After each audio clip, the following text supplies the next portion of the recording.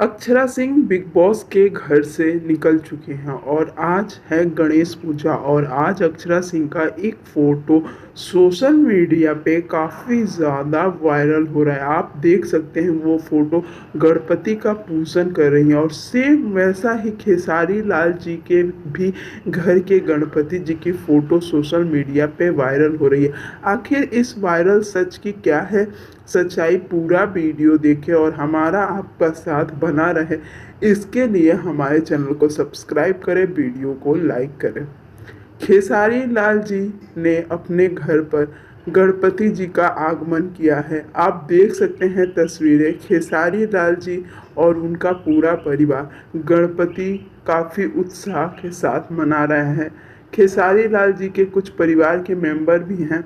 आपको बता दूं कि खेसारी लाल जी के गणपति की पूजन होने के बाद उन्होंने तेरे मेरे दरमियान गाने पे एक रील भी बनाया है।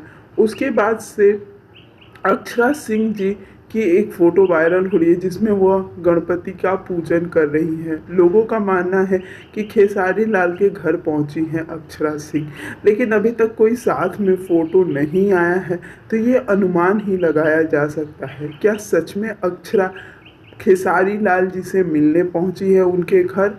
जो भी हो, मैं आप तक ज़रूर रिपोर्ट पहुंचाऊंगी।